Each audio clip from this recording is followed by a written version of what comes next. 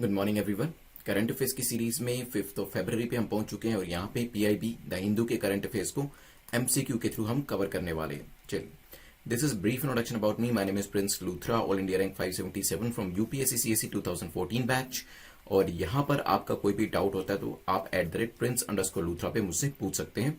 चलते हैं आज के टॉपिक्स देखने से पहले मैं आपको बता दूं कि now you can subscribe any of the test series using the UPSC code. This is the new code जो कि आपको 50% डिस्काउंट जो है इसके थ्रू मिल जाएगा। आज टॉपिक्स देख लेते हैं जो आज हम डिस्कस करने वाले हैं। NIIF के बारे में जानेंगे। सेतु भारतम के ऊपर भी एक क्वेश्चन है। एनवायरमेंट इंपैक्ट असेसमेंट EIA के ऊपर एक क्वेश्चन होगा। फ्रीडम ऑफ स्पीच काफी इजी क्वेश्चन है, इसको देखेंगे। SDG और NGT के ऊपर एक एक क्वेश्चन है। मैप क्वेश्चन हम एक देखने वाले हैं। ड्रिप के बारे में जानेंगे। अटल भूजल योजना को डिस्कस करते हुए कपिला कैंपेन के बारे में हम डिस्कस करेंगे।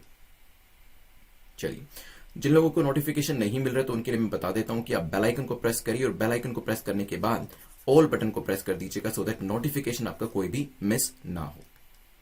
जो यहाँ पे टारगेट है सबसे पहले आपको वो सेट करना है। जल्दी से मुझे कमेंट सेक्शन में बताएं कितना टारगेट आप सेट कर रहे हैं, क्योंकि यहां पर 6 MCQs को कट ऑफ रखा गया है। मतलब 6 का स्कोर आपको यहाँ पे करना ही करना है to be in the safe zone. और अगर लेस देन 6 भी आपका स्कोर आता है तो आप उसे दोबारा देख के अपने स्कोर को इंप्रूव जरूर कर लीजिएगा। और अगर फर्स्ट ब्रैकेट में आपका स्कोर आता है तो फिर वो आपका हो जाएगा एक्सीलेंट ब्रैकेट। देखिए, कम भी स्कोर आता है इवन दैट इज एक्सेप्टेबल, क्योंकि ग्रेजुअली ही आप इंप्रूव करेंगे। ओवरनाइट सक्सेस नहीं हुआ करती है। तो यहाँ पे अगर शुरुआती दौर में यहां भी स्कोर आता है तो उसको लेकर डिस्करेज मत होइएगा, धीरे धीरे उसे इंप्रूव करने की कोशिश करिएगा।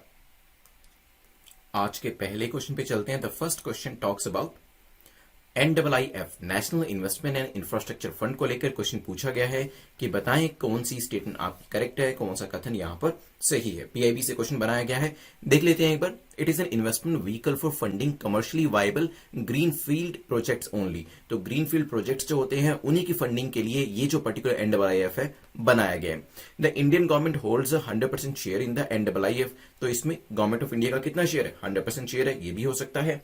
देन थर्ड स्टेटमेंट कहती है NIIF currently manages 3 funds and the funds are registered as alternative investment fund. तो यहाँ पे NIIF जो है 3 फंड्स को मैनेज करती है जिसको AIF के तौर पे रजिस्टर किया गया है।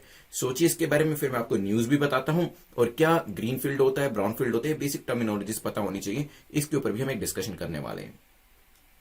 चलिए, तो पीआईबी के अंदर मेंशन किया गया था कि कोविड-19 की जो सिचुएशन, जो पेंडेमिक हमने फेस किया है, तो इसके बाद ही आत्मनिर्भर भारत अभियान जो था काफी न्यूज में था। और कैसे हम सेल्फ रिलायंट बन सकते हैं, कैसे मैन्युफैक्चरिंग को डेवलप कर सकते हैं, लोकल मार्केट को डेवलप कर सकते हैं, लोकल सप्लाई चेन्स को डेवलप कर सकते हैं और इसके थ्रू एम्प्लॉयमेंट अपॉर्चुनिटीज क्रिएट करी जा सकती है, उसके कंसर्निंग NIIF का जिक्र किया गया था। तो क्या बात करी जाए ये सिर्फ ग्रीन फील्ड प्रोजेक्ट्स के लिए होता है? तो यहां पे आंसर हो जाएगा नहीं। ग्रीन फील्ड हो या ब्राउन फील्ड हो, दोनों तरीके के जो प्रोजेक्ट्स होते हैं उनके लिए होता है। ग्रीन फील्ड में क्या होता है? It is more like a new project, आपका जो बिल्कुल ग्राउंड जीरो से आपको शुरू करना पड़ता है। Brown field is an existing project, जहां पे एग्जिस्टिंग प्रोजेक्ट के ऊपर आपको फर्दर मॉडिफिकेशन करके उस पूरे टास्क को कंप्लीट करना पड़ता है। तो मान लीजिए अगर कोई न्यू प्रोजेक्ट है, it is just a crude way of explaining, that is called the green field project. But already एक एग्जिस्टिंग प्रोजेक्ट है, इसका मेंटेनेंस करना है, इसका रीइन्विगोरेशन करना है, रेफर्बिशमेंट करना है, that is called the brown field project. तो अलग अलग इसके ऊपर स्टांस है। कुछ लोग ग्रीन फील्ड प्रोजेक्ट्स को अच्छा मानते हैं, कुछ ब्राउन फील्ड प्रोजेक्ट्स को अच्छा मानते हैं। हालांकि दोनों के बीच का एक मेजर डिफरेंस कि एनवायरमेंट के हिसाब से कौन सा अच्छा है, पैसे के हिसाब से, इकोनॉमी के हिसाब से कौन सा अच्छा है, ये सब चीजें मैंने आपको पहले बता रखी है। यहां पर फिर भी मैंने आपको ब्रीफली बता दिया कि दोनों के बीच में डिफरेंस क्या होता है। तो यहां पे ओनली की वजह से ये स्टेटमेंट गलत हो जाती है। इसमें भारत सरकार की अगर बात करें तो भारत सरकार का कितना हिस्सा है? 100% नहीं, इसके अंदर भारत सरकार का 100% हिस्सा नहीं है। भारत सरकार का इसके अंदर 49% शेयर है and the rest is given by domestic investors. और डोमेस्टिक इन्वेस्टर्स में कौन कौन आते हैं? जैसे आपके HDFC बैंक है, आपका एक्सिस बैंक है, कोटक महिंद्रा है, ICICI है, इनके द्वारा बाकी का पैसा लगाया गया है। तो ध्यान रखिएगा, फर्स्ट और सेकंड स्टेटमेंट आपकी इनकरेक्ट हो जाती है, पर द थर्ड स्टेटमेंट आपकी करेक्ट है, जिसमें इन फंड्स को ऑल्टरनेटिव इन्वेस्टमेंट फंड के तौर पर बताया गया है। चलिए, और अगर आप देखेंगे कि AIF क्या होता है, alternative investment fund is a fund जहां पे प्राइवेटली पूल्ड इन्वेस्टमेंट होती है। क्योंकि देखेंगे 49% हिस्सा ही भारत सरकार का है, 51% हिस्सा कहां से आ रहा है? आपके डोमेस्टिक इन्वेस्टर्स प्राइवेट सेक्टर से, ICICI, HDFC, Axis, Kotak Mahindra, यहां से पैसा आ रहा है। This is what we call the alternative investment fund, जहां पे जो इन्वेस्टमेंट पूल करी जाती है वो प्राइवेट एरिया से करी जाती है। ठीक है, ध्यान रखिएगा, यहां पे आंसर हमारा हो जाएगा सी। चलते हैं नेक्स्ट क्वेश्चन के ऊपर, which is question number second. NIIF के बाद अगला क्वेश्चन हम देख लेते हैं, which is on Setu Bharatam project. SBP को लेकर पूछा कि बताएं कौन सी स्टेटमेंट आपकी करेक्ट है, कौन सा कथन आपका सही है।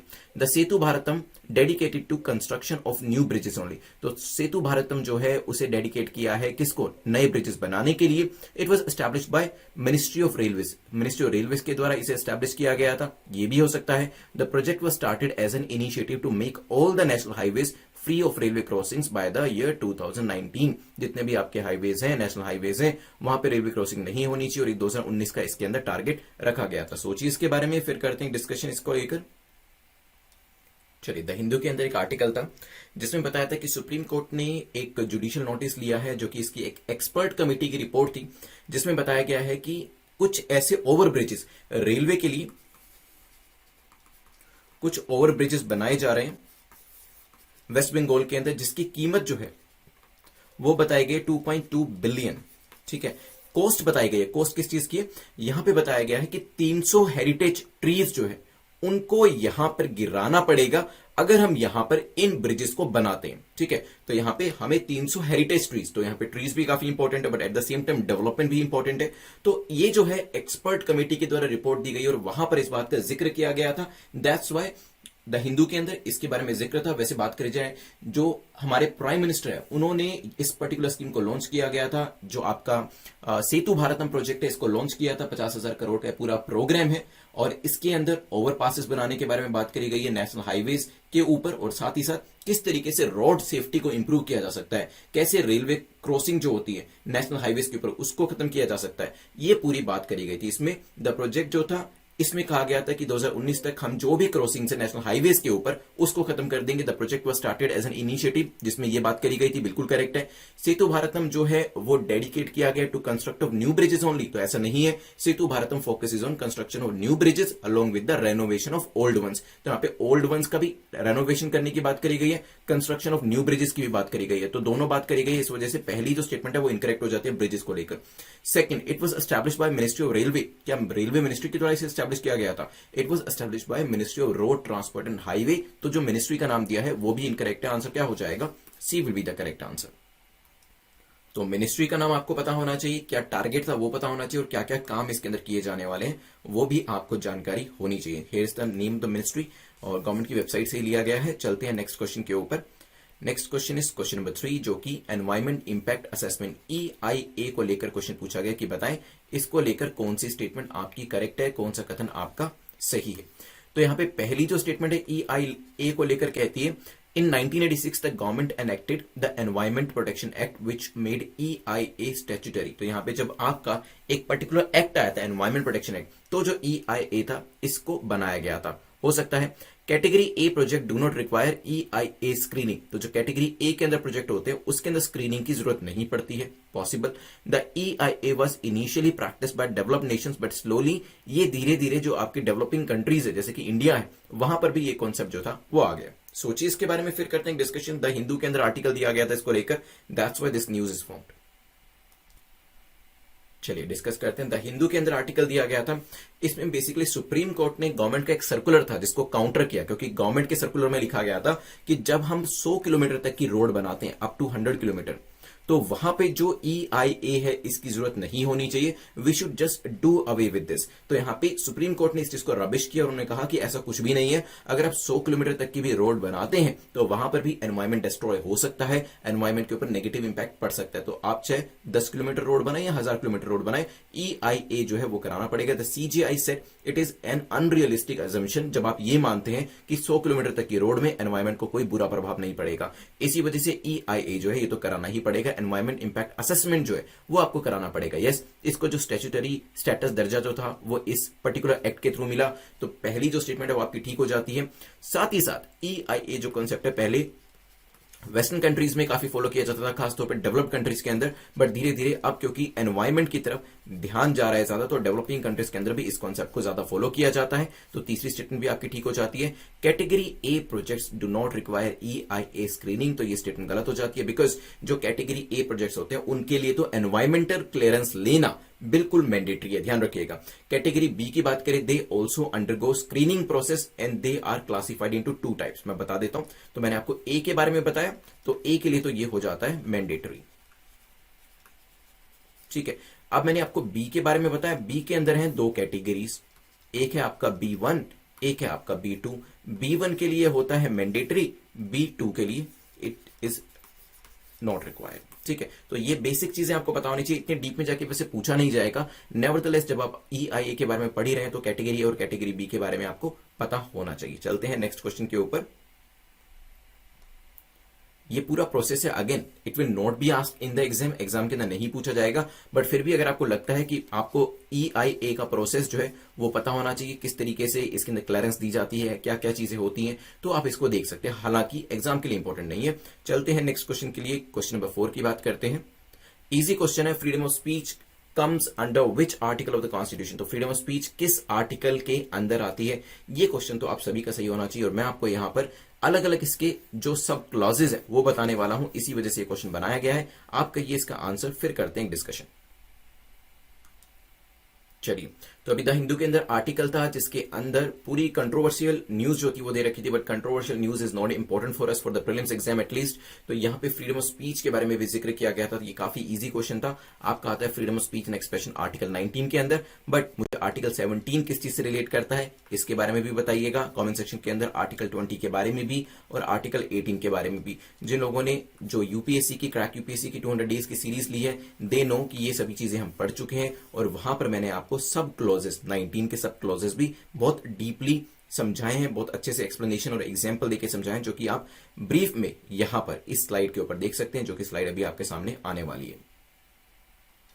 और जो लोग क्रैक यूपीएससी के अंदर पॉलिटी के लेक्चर्स मेरे देख रहे हैं, दे नो कि जब मैंने आपको आर्टिकल 19 बताया था तो उसको एक याद करने का तरीका भी बताया था, अदरवाइज क्या होगा, ये सभी चीजें जो है 19(1)A में क्या है, बी में क्या है, सी डी ई एफ में क्या है, ये चीजें आप भूल जाएंगे। और मैंने आपको ये चीज बताई थी कि किस तरीके से सिर्फ चीजों को देना, डिलीवर करना, सिर्फ इंफॉर्मेशन पास करना आपको वही काफी नहीं है, किस तरीके से चीजें याद करके जानी चाहिए, और मैं खुद किस तरीके से याद करके जाता था वो भी मैंने इसके अंदर बताया। जैसे मैंने आपको गांधी जी का एग्जाम्पल दिया था, इफ यू रिमेंबर, याद है आपको कि मैंने इसको याद रखने के लिए पूरा 19(1)A(B)(C)(G) तक लेने के लिए गांधी जी का एग्जांपल दिया था। Gandhi ji came to India, उन्होंने एक स्पीच और एक्सप्रेशन दी, उन्होंने एक काफी अच्छी स्पीच दी इंडिया में आकर।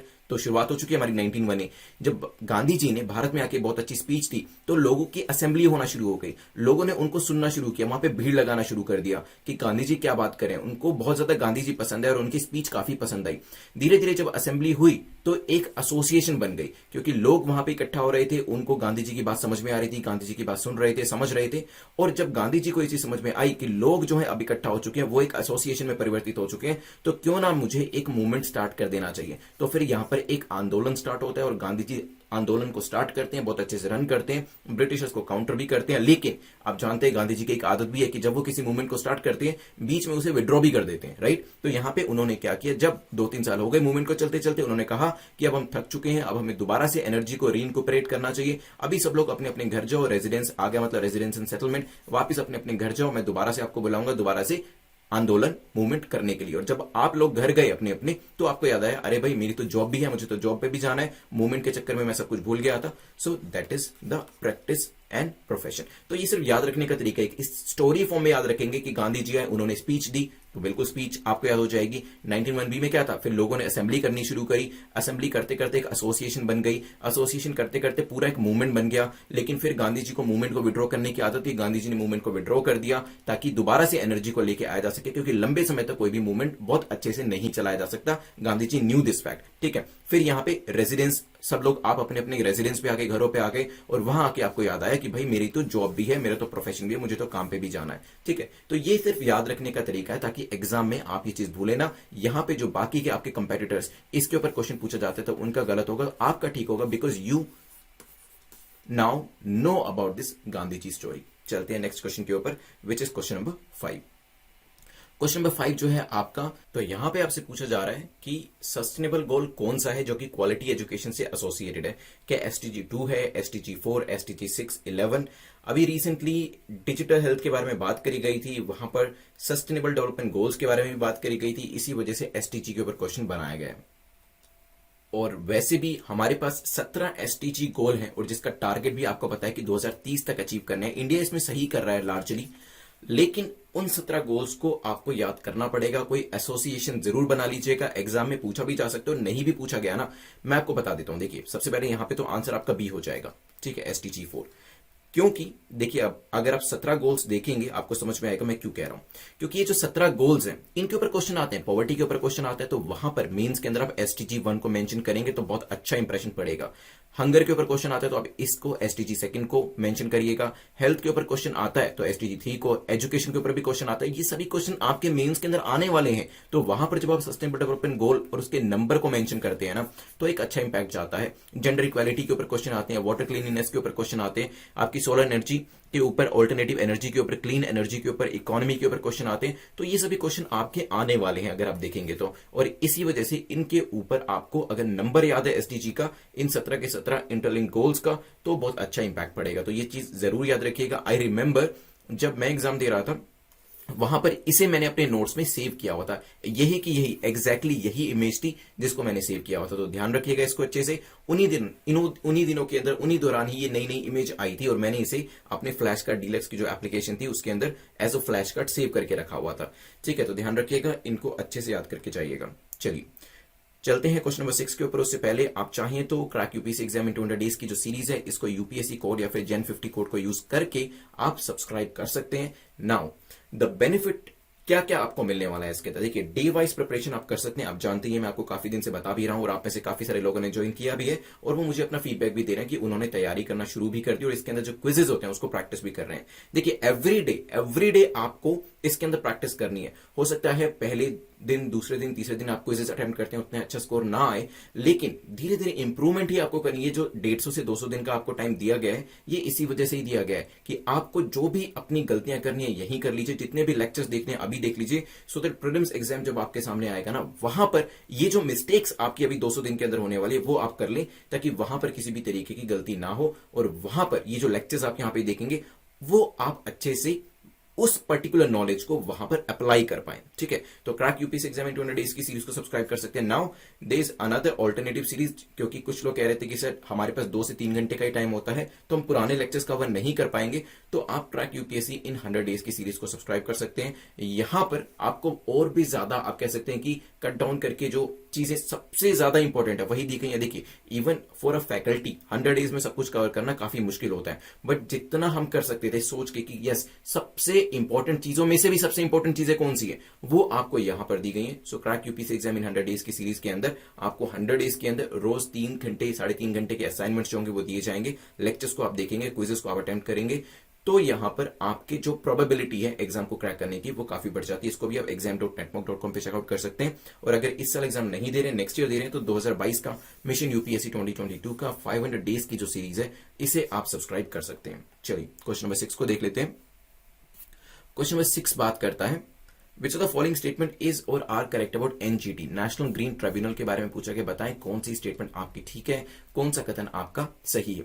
Tribunal shall be bounded by the procedure laid down under the code of civil procedure 1908। तो यहाँ पे जो ट्राइब्यूनल है वो किस चीज से बाउंड करती है, आपके कोड ऑफ सिविल प्रोसीजर 1908 से। हो सकता है the tribunal is mandated to make an endeavour for disposal of application और appeals finally within 6 months of filing the same. तो यहाँ पे जो आपको डिस्पोजल का टाइम दिया गया वो 6 महीने का दिया गया है, ये भी हो सकता है। There should be a minimum of 10 and a maximum of 20 full time judicial as well as expert members in NGT. कितने मेंबर्स होते हैं इसके अंदर, मिनिमम 10 मैक्सिमम 20। सोचिए फिर इसको डिस्कस करते हैं।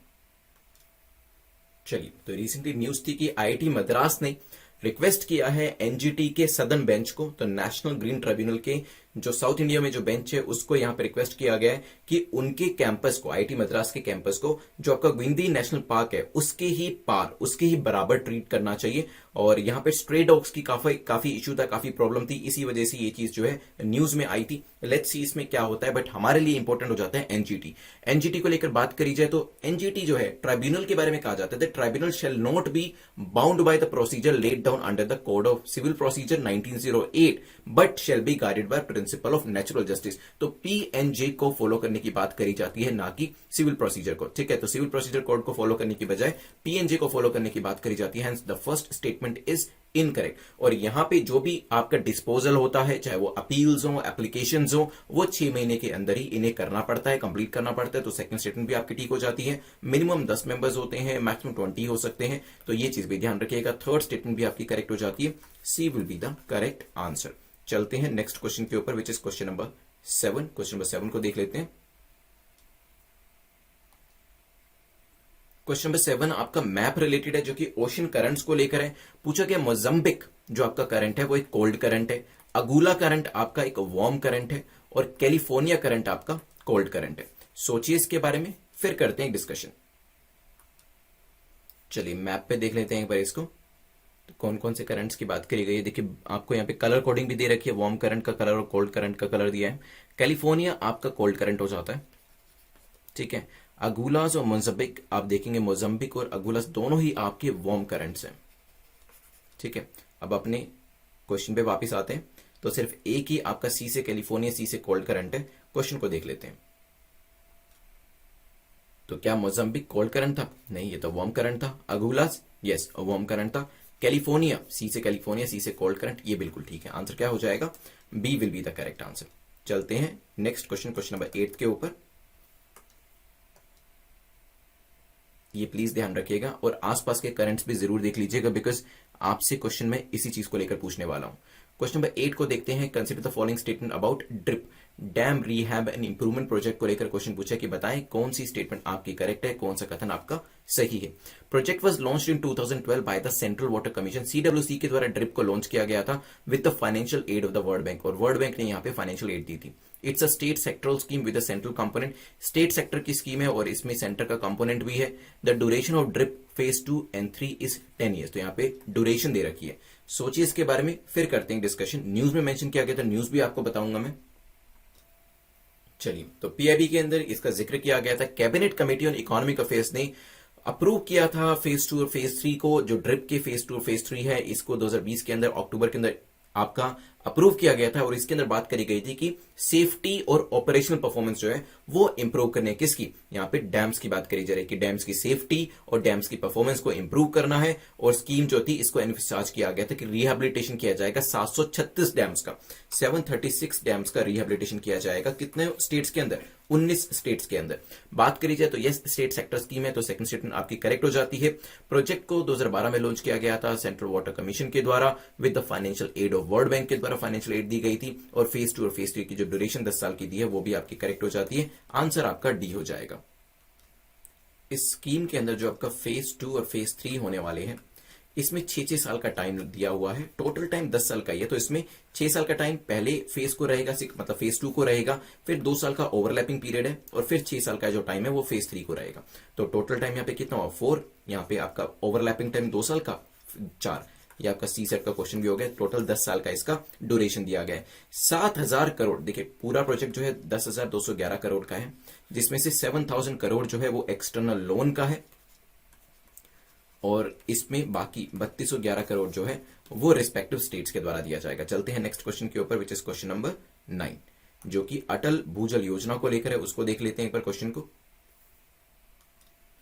ये क्वेश्चन भी जो एबीयू अटल भूजल योजना का है, ये पीआईबी में मेंशन किया गया था। इसको लेकर काफी डेटा दिया गया था, तभी इस पर्टिकुलर योजना के ऊपर क्वेश्चन बनाया। पूछा गया कि बताएं इसको लेकर कौन सी स्टेटमेंट आपकी करेक्ट है, कौन सा कथन आपका सही है। It is being implemented in identified water stressed areas of all the states UTs. तो जितने भी हमारे स्टेट्स यूटीज है, वहां पे जो वाटर स्ट्रेस्ड एरिया है, वहां पे अटल भूजल योजना को लाया जा रहा है। ये मिनिस्ट्री ऑफ जल शक्ति के अंडर आती है। The World Bank will provide 50% of the total cost as a loan for Atal Bhujal Yojana. तो यहाँ पे वर्ल्ड बैंक जो है वो क्या कर रहा है? 50% लोन जो है इसके अंदर प्रोवाइड कर रहा है। सोचिए इसके बारे में, फिर करते हैं डिस्कशन। चलिए, तो अगर हम एबीयू अटल भूजल योजना की बात करें, ये जो है इंप्लीमेंट करी जा रही है इन आइडेंटिफाइड वाटर स्ट्रेस्ड एरिया, बिल्कुल ठीक है। अटल भूजल योजना के अंदर जो योजना जो है वो वाटर स्ट्रेस्ड एरिया में तो लाई जा रही है, लेकिन कुछ स्पेसिफिक स्टेट्स इसके अंदर है। 7 स्टेट्स हैं, जिसमें कौन कौन से स्टेट्स हैं? आपका गुजरात है, आपका हरियाणा है, कर्नाटका है, देन मध्य प्रदेश है, महाराष्ट्र है, एंड राजस्थान और यूपी है। ठीक है, ये एरियाज जो है इसके अंदर जो स्ट्रेस रिलेटेड एरियाज होंगे वहां पर इसे कवर किया जाएगा, not in all the states और यूटीज। तो पहली जो स्टेटमेंट है वो इनकरेक्ट हो जाती है। सेकंड स्टेटमेंट की अगर हम बात करें तो यस, मिनिस्ट्री ऑफ जल शक्ति के अंडर आती है, ये स्टेटमेंट आपकी ठीक हो जाती है। और यहाँ पे वर्ल्ड बैंक जो है 50% इसके अंदर कॉन्ट्रीब्यूशन दे रहा है, तो ये स्टेटमेंट भी आपकी ठीक है। आंसर क्या हो जाएगा? A will be the correct answer. जो इसमें ए है आपका वो बिल्कुल करेक्ट है, क्योंकि पहली जो स्टेटमेंट है वो आपकी इनकरेक्ट है। चलते हैं आज के लास्ट क्वेश्चन, 10th क्वेश्चन के ऊपर, जो कि पूछ रहा है consider the following statements about Kapila. Kapila को लेकर पूछा कि बताएं करेक्ट स्टेटमेंट आपकी कौन सी है। It comes under ministry of education, ministry of education के अंडर आता है। It is for intellectual property, literacy and creating patent awareness. तो यहाँ पे आप जानते हैं, यहाँ पे जो बेसिकली पेटेंट कॉपीराइट उसके कंसर्निंग, इंटेलेक्चुअल प्रॉपर्टी के कंसर्निंग अवेयरनेस के लिए ये कपिला को लाया गया है। The campaign will provide information to students pursuing higher education in the country through their respective institution. तो यहाँ पे हायर एजुकेशन जो परस्यू कर रहे हैं स्टूडेंट्स, उनको अवेयरनेस देने के लिए, उनको इन्फॉर्मेशन देने के लिए कपिला को लाया गया है। सोचिए क्या हो सकता है इसका आंसर, फिर करते हैं एक डिस्कशन इसके ऊपर। पीआईबी के अंदर कपिला कैंपेन जो है इसको मेंशन किया गया था। चलिए सोचिए। चलिए, तो government of India, ministry of education के द्वारा कपिला स्कीम को लाया गया था, और खास तौर पे हायर एजुकेशन के जो स्टूडेंट्स हैं उनको अवेयर कराने के लिए, उनको इन्फॉर्मेशन देने के लिए कि किस तरीके से इंटेलेक्चुअल प्रॉपर्टी काम करती है, ये लिटरेसी या फिर कॉपीराइट, पेटेंट अवेयरनेस, ये सब चीजों के बारे में जानकारी होना काफी जरूरी है। और वैसे भी अपकमिंग टाइम्स के अंदर जो कॉपीराइट है, आपका पेटेंट्स है, जो आपके ट्रेडमार्क्स होते हैं, इसके ऊपर नॉलेज होना काफी जरूरी है, बिकॉज जो अभी वर्ड है ग्लोबल लेवल पे जा रहा है। और वैसे भी अभी क्योंकि आपका पूरा का पूरा प्लेटफॉर्म जो है वो एक डिजिटल प्लेटफॉर्म जो है वो बनता जा रहा है, इसी वजह से इन सब चीजों की जानकारी और भी ज्यादा इंपॉर्टेंट हो जाती है। तो D is the correct answer. इसी वजह से मिनिस्ट्री ऑफ एजुकेशन के द्वारा एक काफी अच्छी पहल करी गई है, जिसका नाम रखा गया है Kapila. Kapila here stands for Kalam program for intellectual property literacy awareness. ठीक है, तो फुल फॉर्म आपको समझ में आ गई, और उसी से ही पता चल जाता है कि इंटेलेक्चुअल प्रॉपर्टी को लेकर यहां पे ये प्रोग्राम जो है लाया गया है। ऑब्जेक्टिव क्या है इसमें? अवेयरनेस क्रिएट करनी है आईपीआर को लेकर, इंटेलेक्चुअल प्रॉपर्टी राइट को लेकर हायर एजुकेशन इंस्टीट्यूशन के अंदर। तो ये मेजर चीज जो है इसके अंदर करी जाने वाली है, ध्यान रखिएगा। 10 क्वेश्चन हमारे कंप्लीट होते हैं। अभी हम करेंगे एक 2 मिनट के अंदर एक्टिव रिवीजन, जिसमें आप ही लोग आंसर करेंगे, और फिर मैं आपको प्रीलिम्स, मेंस और इंटरव्यू का एक एक क्वेश्चन देने वाला हूं। चलिए शुरुआत करते हैं, तो जल्दी से आंसर करते जाइएगा, मैं आपसे क्वेश्चन पूछता जाऊंगा। एनडब्ल्यूआईएफ के बारे में बताएं कितना परसेंट शेयर जो है वो सरकार का होता है और प्राइवेट सेक्टर का कितना परसेंट शेयर है। मैंने आपको बताया था ये चीज। पीआईबी के अंदर कोविड-19 को लेकर न्यूज थी, वहां पर हमारा डिस्कशन हुआ था। ग्रीन फील्ड, ब्राउन फील्ड दोनों के लिए इसमें हिस्सेदारी होती है, और साथ में इसे ऑल्टरनेटिव इन्वेस्टमेंट फंड भी कहा जाता है। और क्या होता है ये एज ए रजिस्टर किया जाता है, वो भी मैंने आपको बताया था। 49% शेयर किसका होता है? गवर्नमेंट का। ठीक है, चलिए नेक्स्ट क्वेश्चन, क्वेश्चन नंबर 2 आपसे मैंने पूछा था, यहां पर मैंने सेतु भारतम के बारे में आपसे पूछा था। मुझे जल्दी से बताइएगा कि यहां पर डेडिकेशन किसको किया गया। देखिए न्यू ब्रिजेस तो बना ही जाएंगे, लेकिन साथ में और क्या किया जाएगा वो मुझे कमेंट सेक्शन में बताइएगा। एस्टैब्लिश किस मिनिस्ट्री के द्वारा किया गया? तो यहाँ पे जो मिनिस्ट्री है उसका नाम इंपॉर्टेंट हो जाता है काफी, क्योंकि रेलवे लग सकता है, but that is not the correct answer. Project जो स्टार्ट किया गया था वो इनिशिएटिव के बारे में भी मैंने आपको बताया था, वो भी चीज देख लीजिएगा। सुप्रीम कोर्ट ने यहां पर कहा है कि जो 300 हेरिटेज ट्रीज जो हमारे खराब होने वाले, कटने वाले, उनको लेकर चिंता जो थी वो जताई गई थी। मिनिस्ट्री जो है ministry of road transport and highway है, इस चीज का ध्यान रखिएगा। उसके बाद क्वेश्चन नंबर 3 में देखते हैं। क्वेश्चन नंबर 3 में आपको आंसर करना है एनवायरमेंट इंपैक्ट असेसमेंट के बारे में। ये चीज मुझे बताइएगा EIA को लेकर कि कैटेगरी ए और बी में क्या डिफरेंस होता है। कैटेगरी ए के अंदर जो प्रोजेक्ट्स आते हैं क्या मैंडेटरी होता है उनको कराना, उसका EIA, या कैटेगरी बी के अंदर क्या होता है, ये मुझे कमेंट सेक्शन में बताइएगा। वैसे मैंने आपको बताया था ए के अंदर मैंडेटरी है, बी के अंदर B1 B2 होता है, दोनों के बारे में मुझे जरूर बताइएगा। फिर freedom of speech and expression के बारे में मैंने आपको आर्टिकल 19 के बारे में बताया था, और वो स्टोरी आपको याद होनी चाहिए। कौन सी स्टोरी बताई थी मैंने? कौन से फ्रीडम फाइटर की स्टोरी बताई थी? तो वो मैंने आपको 19(1)A से लेकर 19(1)G तक याद रखने के लिए बताया था। अगर आप देखें यहाँ पे 19(1)F मिसिंग है, वो मैंने आपको बताया नहीं था। आप मुझे बताइएगा कि 19(1)F किस चीज से रिलेट करता है और क्यों उसे डिलीट किया गया होगा। एटलीस्ट जो crack UPSC exam in 200 days वाले स्टूडेंट्स हैं उनको ये चीज बतानी ही पड़ेगी, क्योंकि मैंने आपको 19(1)F के बारे में बहुत अच्छे से बताया था। तो प्लीज 19(1)F के बारे में बताइएगा दैट कि 19(1)E के बाद सीधा G कैसे आ गया। क्या यहाँ पे कॉन्स्टिट्यूशन मेकर्स को ABCD नहीं आती थी? ऑफकोर्स नॉट, उनको सब चीजें पता थी। अगर ये चीज हुई तो क्यों हुई, कहां गया 19(1)F, वो आप मुझे बताएंगे। The curious case of 19(1)F। फिर हम देखते हैं नेक्स्ट, विच सस्टेनेबल गोल, यहां पे बात करी गई थी क्वालिटी एजुकेशन को लेके, SDG 4 ध्यान रखिएगा। और ये सारे गोल्स आपको पता होने चाहिए 1 to लेकर 17 तक। इसके बाद मैंने आपको बताया था क्वेश्चन नंबर 6 के बारे में। क्वेश्चन नंबर 6 जो है वो किस चीज से रिलेट करता है? वो NGT से रिलेट करता है।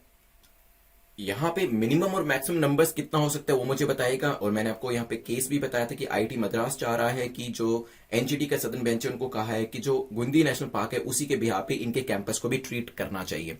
चलिए नेक्स्ट क्वेश्चन हमारा क्वेश्चन नंबर 7 था। और क्वेश्चन नंबर 7 के बाद हमने एक मैप रिलेटेड क्वेश्चन भी किया था, वो भी देखेंगे। क्वेश्चन नंबर 7 में हमने पूछा था मोजाम्बिक क्या एक कोल्ड करंट है या हॉट करंट है, ये बताइएगा। अगुलास के बारे में, कैलिफोर्निया सी से स्टार्ट होता है, सी से ही कोल्ड है, सी से कैलिफोर्निया, याद रखिएगा। अगुलास और मोजाम्बिक आपके जो थे वो हॉट करंट थे, ध्यान रखिएगा। चलते हैं क्वेश्चन नंबर 8 के ऊपर। क्वेश्चन नंबर 8 में बताएं ड्रिप के बारे में। फेज 2 और फेज 3 जो है इसकी ड्यूरेशन कितनी दी गई है, कितने टाइम तक इसे कंप्लीट करना है। स्टेट सेक्टर स्कीम थी, 2012 में शुरू करी गई थी, ये चीज भी इंपॉर्टेंट है। और पीआईबी के अंदर मेंशन किया गया था, तो आने के चांसेस और भी ज्यादा बढ़ जाते हैं। क्वेश्चन नंबर 9 के अंदर अटल भूजल योजना के बारे में मैंने आपसे डिस्कस किया था। जल्दी से मुझे मिनिस्ट्री का नाम बता दें जो कि इसको इंप्लीमेंट करती है, जिसके अंडर में स्कीम आती है। 7 स्टेट्स के नाम भी मैंने आपको बताए थे, अगर आपको याद है कुछ भी स्टेट्स के नाम तो वो जरूर मेंशन करिएगा। 50% कंट्रीब्यूशन यहाँ पे वर्ल्ड बैंक के द्वारा दिया जाएगा। लास्ट क्वेश्चन, क्वेश्चन नंबर 10 के अंदर हमारा डिस्कशन किस चीज को लेकर हुआ था, कपिला के बारे में। यहां पर मिनिस्ट्री का नाम अगेन काफी इंपॉर्टेंट है, बताएं मुझे। अवेयरनेस आईपीआर को लेकर दी जाएगी, इसी वजह से न्यूज दे रखी थी। और यहाँ पे स्टूडेंट्स जो होते हैं उनको आईपीआर के बारे में इंफॉर्मेशन देने की बात करी गई थी। आप मुझे बताइएगा एसटीजी 5 क्या है, एसटीजी नंबर 5 क्या है, काफी इंपॉर्टेंट है। 17 के 17 आपको याद होने चाहिए। एसटीजी 5 के लिए बेसिकली आप मुझे कमेंट सेक्शन में जरूर बताइएगा। मेंस का जो क्वेश्चन आपको आंसर करना है उसको देख लीजिए एक बार। The phase 2 and phase 3 of DRIP, जो ड्रिप आपका प्रोजेक्ट है इसे लॉन्च किया गया है, कैसे ये ऑपरेशनल एफिशिएंसी को इंश्योर करेगा ये आपको बताना है, ठीक है। तो ये आप तभी बता पाएंगे जब आपको ड्रिप के बारे में नॉलेज है। और ड्रिप के बारे में नॉलेज होने के साथ साथ इसके सेकंड फेज और थर्ड फेज में क्या क्या किया जा रहा है इसके बारे में भी आपको नॉलेज होनी चाहिए। चलिए इसे 150 वर्ड्स में आंसर करिएगा। थोड़ा सा टिपिकल क्वेश्चन है, स्पेसिफिक टू ड्रिप है, तो ये चीज इंपॉर्टेंट है क्योंकि अगर ड्रिप के बारे में आपको पता है अच्छे से तो प्रीलिम्स मेंस का आंसर करना इजी हो जाएगा। चांसेस कम है इस तरीके के क्वेश्चन इंटरव्यू में पूछे जाए, लेकिन यस मेंस के अंदर इसी तरीके के क्वेश्चन आपसे पूछे जाएंगे। चलिए नेक्स्ट क्वेश्चन इंटरव्यू का क्वेश्चन मैं आपको बता देता हूं। इंटरव्यू का एज यूजुअल काफी इंटरेस्टिंग सा हमारा क्वेश्चन है। Do you think more than outsiders it is insiders who are trying to stall India's development and growth. तो इंडिया की जो डेवलपमेंट के अंदर बाधा दी जा रही है वो हमारे खुद के लोगों के द्वारा ही करी जा रही है, मोर देन आउटसाइडर्स। देखिए बाहर के लोग तो चाहते ही हैं और वो हमेशा चाहेंगे भी सही कि इंडिया जो है आगे ना बढ़ सके और उनकी खुद की कंट्री से आगे ना निकल सके।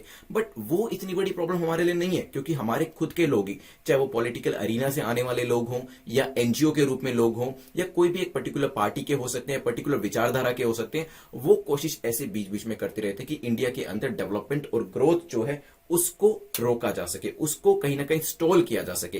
क्या आप इस बात से अग्री करते हैं या नहीं करते? यस और नो। और उसके बाद फिर आपको कुछ और चीजें भी बतानी पड़ेगी क्योंकि सिर्फ यस और नो कहने से काम नहीं चलेगा। वहां पर इंटरव्यूअर आपसे एक्सपेक्ट करता है कि आपने अगर यस कहा तो किस बिहाफ पे कहा, नो कहा तो किस बिहाफ पे कहा। तो वहां पे यस और नो के बाद चुप नहीं होना है, वहां पे आपको उसको जस्टिफाई भी करना है, ठीक है। देखिए वैसे मैं अगर आपको बताऊं, क्योंकि ये 1857 की जो हमने फर्स्ट वॉर ऑफ इंडिपेंडेंस, अगर आपने स्पेक्ट्रम की सीरीज देखी है वहां पर भी मैंने आपको बताया था कि फर्स्ट वॉर ऑफ इंडिपेंडेंस, मैं इसको म्यूटनी या रिवोल्ट नहीं कहूंगा, मैं इसको फर्स्ट वॉर ऑफ इंडिपेंडेंस ही कहूंगा। और उसके अंदर भी अगर आपको याद हो कि अंग्रेजों का साथ देने वाले उतने ही भारतीय थे जितने भारतीय हमारी स्वतंत्रता के लिए लड़ रहे थे, ठीक है। तो यहां पे जितने लोगों ने अंग्रेजों के विरोध में हथियार उठाए थे उतने ही हमारे खुद के लोग हमें ही रोकने की कोशिश कर रहे थे। तो ये आज कोई नई चीज नहीं है कि इंडिया की डेवलपमेंट को रोका जा रहा है। इवन 1857 के अंदर भी बहुत सारे ऐसे लोग थे, इनसाइडर लोग, जो अंग्रेजों की हेल्प कर रहे थे। अगर आपने जो वेरियस मूवीज बनी है, चाहे वो the legend of Bhagat Singh हो या फिर दूसरी गांधी मूवी बनी है, तो आप देखेंगे कि हमारे खुद के लोग ही किस तरीके से अंग्रेजों का साथ देते थे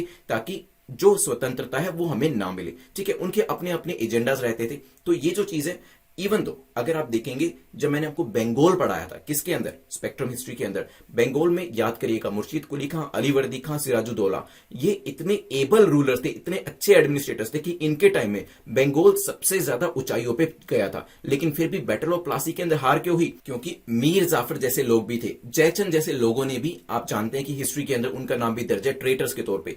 तो यहां पर जयचंद हो, मीर जाफर हो, हमेशा से ही ऐसे लोग भारत में रहे हैं जो कि भारत को ही भारत के विकास में अड़चन डालते रहे हैं, ये चीज तो रियलिटी है, लेकिन अब आप इसका आंसर कैसे करेंगे वो काफी इंपॉर्टेंट है। यस तो आप बोल देंगे वहां पर इंटरव्यूअर के सामने, लेकिन उसको जस्टिफाई कैसे करेंगे ये मैं देखना चाहता हूं कि आप लोग इसके पीछे रैशनैलिटी क्या देते हैं। तो ये ध्यान रखिएगा, आपको इस चीज का आंसर करना है। और मुझे यहां पर जब मैं देखता हूं कि हमारे खुद के लोग ही इंडिया के अगेंस्ट में काम कर रहे हैं, चाहे वो किसी भी पॉलिटिकल पार्टी से आने वाले लोग हों, किसी भी एरिना से आने वाले लोग हों, चाहे वो प्रोफेसर हों या फिर एनजीओ के लोग हो, सिविल सर्वेंट्स हो, तो बुरा लगता है। और एक मूवी का डायलॉग भी याद आता है जो मैंने यहाँ पे just on the lighter side share किया है, तो प्लीज इसे पढ़िएगा और आंसर इंटरव्यू का जरूर जरूर जरूर करिएगा, क्योंकि मैं देखना चाहता हूं कि आप अगर उसे यस या नो करते हैं तो कैसे उसे जस्टिफाई करते हैं, क्योंकि वहां पर आंसर आपका जो है लॉजिकल होना चाहिए। ठीक है, आप यस करें या नो करें दोनों ही एक्सेप्टेबल है, लेकिन जस्टिफिकेशन अच्छा होना चाहिए, उसी पे ही आपका आंसर डिपेंड करता है।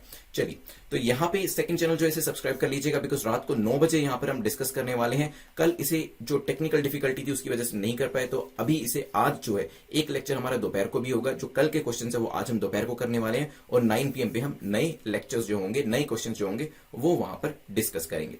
चलिए, हमारे जो विनर हैं उनको देख लेते हैं। तो यहाँ पे करेक्ट आंसर किसने दिया है, मैक्स ने दिया है। तो मैक्स आप मुझे मैसेज करके या मेल करके बता दीजिएगा कि आपको जो पीडीएफ चाहिए हिंदी में चाहिए या इंग्लिश में। मार्क्स को जो आपने टारगेट सेट किया था उसको अचीव किया या नहीं किया कमेंट सेक्शन में जरूर लिखिएगा। कितना स्कोर आपने किया वो भी कमेंट सेक्शन में करिएगा। और इस पर्टिकुलर लेक्चर की पीडीएफ आपको टेलीग्राम चैनल के ऊपर मिल जाएगी कल रात को 10 बजे। कोई भी आपका डाउट होता है तो आप @prince_luther पे मुझसे पूछ सकते हैं, लेकिन बेल आइकन को प्रेस जरूर जरूर जरूर करके ऑल बटन को प्रेस करिएगा ताकि नोटिफिकेशन आपका मिस नहीं होना चाहिए। Thanks for watching, I will see you very soon today itself. Let's see दोपहर को हम कितने बजे लेक्चर करते हैं। Have a nice day.